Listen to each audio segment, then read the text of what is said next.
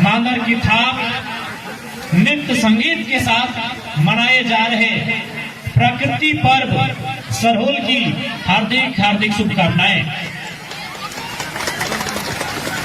झारखंड राज्य, जब झारखंड राज्य का नाम आता है तो सबसे पहले हमारे मन में, हमारे मस्तिष्क में एक छाप आती है आदिवासी संस्कृति।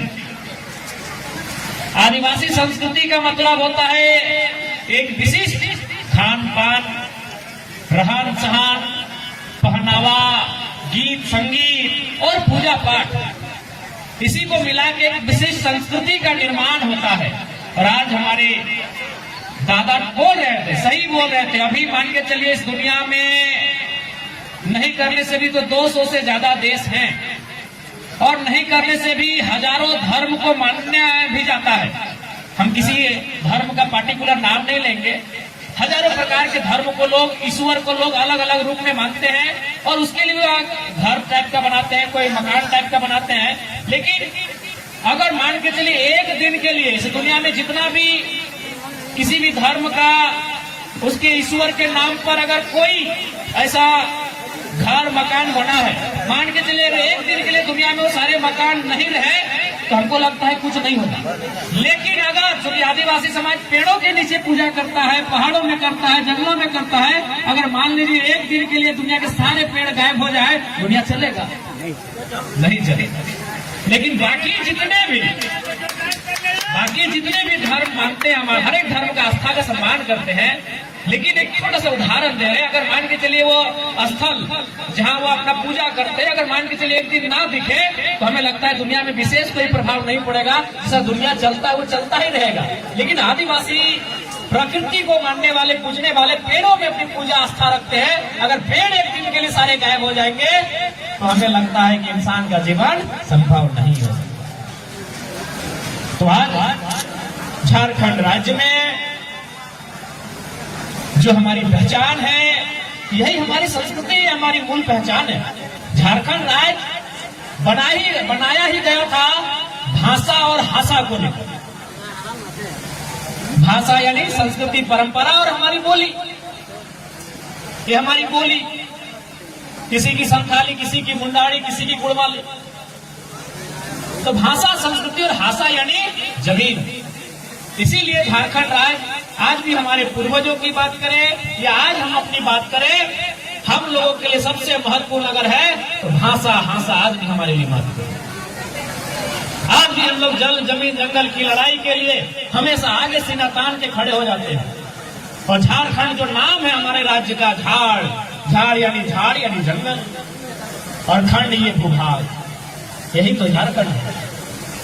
इस हमारे राज्य के एक महान विद्वान डॉक्टर रामदयाल सिंह हुड्डा कहते थे, क्या कहते थे कि जहां जहां तक मांदर की थाप जाती है, जहां जहां तक मांदर की थाप जाती है, वही तो झारखंड है।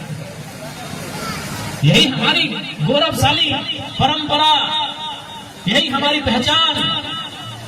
आज मैं आप सबों को यही कहूंगा, और हम लोग कहते भी हैं गांव देहात में कि जे मानुष एक भाषा हराए से मानुष एक दिशा हराए। यानी हमें अपनी भाषा, संस्कृति, परंपरा, इनको जिंदा रखना है, इनको बचा के रखना है, इनको सुरक्षित रखना है। क्योंकि धीरे धीरे समय बदला, बदलते समय के अनुसार बहुत सारे लोग, हमारे ही लोग, बीटीपीएस, सीटीपीएस, तमाम जैसे उद्योग, कंपनी, फैक्ट्री जब आए तो यूपी के लोग आए, हमारे साथ रहने लगे, बिहार के लोग हमारे साथ रहने लगे, बंगाल, गुजरात, महाराष्ट्र के लोग रहने लगे। और उनके साथ रहते रहते रहते क्या हुआ कि हम लोग थोड़ा सा उनके साथ घुल मिल गए, और परिणाम स्वरूप क्या हुआ कि कहीं कहीं हमारी जो मूल संस्कृति है, हमारी जो मूल पहचान है, उसमें भटकाव देखने को मिला। हम लोगों ने उनकी संस्कृति को थोड़ा सा बहुत ही उत्साहित होकर देखने लगे, समझने लगे, और हमारी जो परंपरा है गौरवशाली, उससे थोड़ा सा भटकाव होने लगा। इसलिए आज आपसे आग्रह होगा, इस ऐतिहासिक, गौरवशाली, प्राकृतिक सरहुल पर्व के दिन आज आप सभी से आग्रह होगा कि आप अपनी भाषा, संस्कृति को बचा के रखें, सुरक्षित रखें। अच्छा, आप सभी ने कभी तोता को देखा है? की बोला तोता के है? सुगे बोला ना? सुगा, सुगा देखे? सुगा ये हरा सा मिट्ठू जिसको बोलते हैं, मिट्ठू हरा, कितना सुंदर दिखता है सुगा। चोंच भी लाले लाल चोंच, लेकिन उसको लोग कहाँ पकड़ के रखते हैं? सबसे पहले तो उसको पकड़ते हैं, उसका जो ये डंका, हम लोग क्या बोलते हैं, डंका ना? हाँ, उसका पंजा। सबसे पहले उस सुगा यानी तोता का पंजा को तोड़ते हैं और लोहे के पिंजरे में जाके भर देते हैं।